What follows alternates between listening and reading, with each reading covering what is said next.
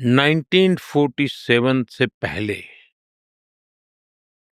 आजादी की लड़ाई सब लोग कंधे से कंधा मिला करके लड़ रहे थे।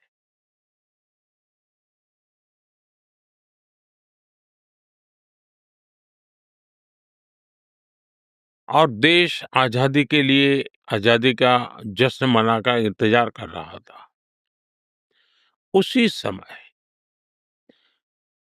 क्या मजबूरियां रही होंगी, वो कई उसके भी पहलू हैं, उसकी लंबी चर्चा हो सकती है।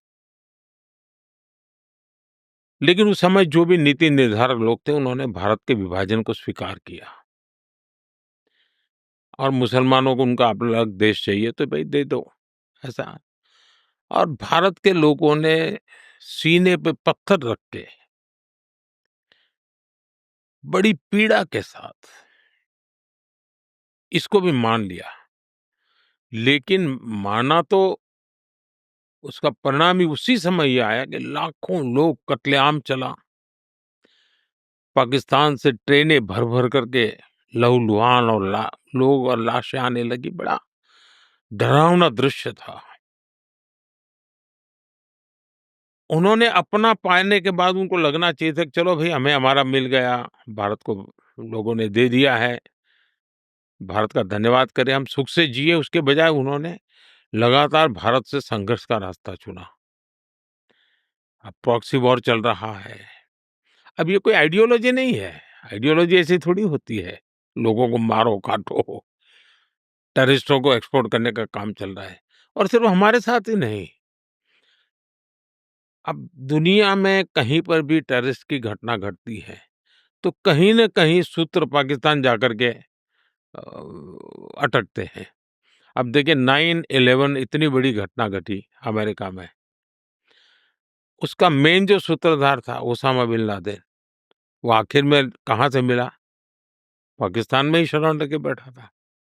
तो दुनिया पहचान गई है कि ये प्रकार से आतंकवादी प्रवृत्ति, आतंकवादी मानसिकता, और वो सिर्फ भारत ही नहीं, दुनिया भर के लिए परेशानी का केंद्र बन चुका है। और हम लगातार उनको कहते रहे हैं कि इस रास्ते से किसका भला होगा? आप आतंकवाद के रास्ते को छोड़ दीजिए। ये स्टेट स्पॉन्सर्ड टेररिज्म जो है, वो बंद होना चाहिए। नॉन स्टेट एक्टरों के हाथ में सब छोड़ दिया है, क्या होगा फायदा? और इसकी शांति के प्रयासों के लिए मैं खुद लाहौर चला गया था। मेरे प्रधानमंत्री बनने के बाद मैंने मेरे शपथ समारोह में पाकिस्तान को स्पेशली इनवाइट किया था, ताकि एक शुभ शुरुआत हो। लेकिन हर बार हर अच्छे प्रयासों का परिणाम नकारात्मक निकला।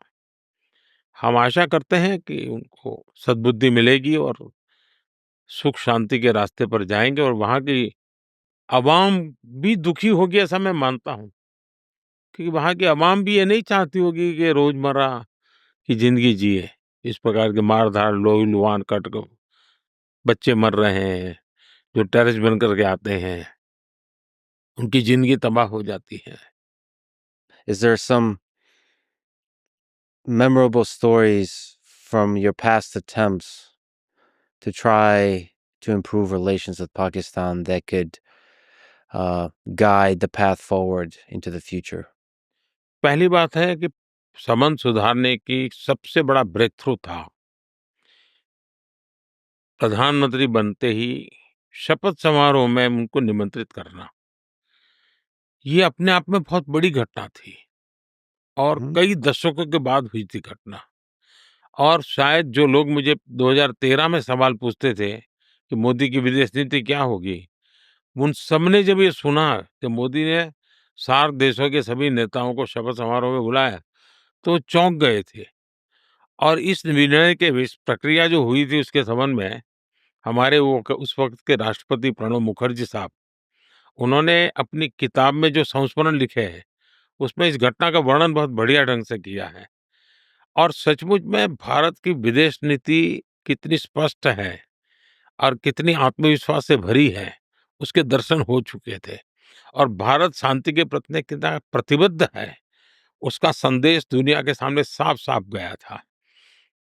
लेकिन परिणाम सही नहीं मिले। maybe to ask a little bit of a lighter question, who has the better cricket team, India or Pakistan? The two teams have a epic rivalry on the pitch. And more seriously, given the geopolitical tensions that you spoke to, uh, what role do sports and cricket and football play in fostering better relations? वैसे जो sports हैं, वो पूरे दुनिया में ऊर्जा भरने का काम करते हैं। स्पोर्ट्समैन स्पिरिट दुनिया के अंदर जोड़ने का काम करते हैं। तो मैं स्पोर्ट्स को तो बदनाम होते देखना नहीं चाहूँगा। स्पोर्ट्स को मैं बहुत स मानव की विकास यात्रा का अत्यंत महत्वपूर्ण और खेल-दिल एक रूप में हमेशा समझता हूँ। दूसरा विषय है कि कौन अच्छा, कौन बुरा, अगर खेल की टेक्निक के संबंध में कहे, तो मैं इसका एक्सपर्ट नहीं हूँ। तो टेक्निक जो लोग जानते होंगे वही बता सकते हैं कि किसका खेल अच्छा और कौन खिलाड़ी अच्छे हैं।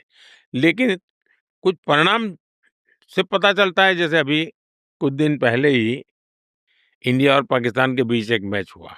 तो जो परिणाम आया उससे पता चलेगा कि कौन बेटर टीम है।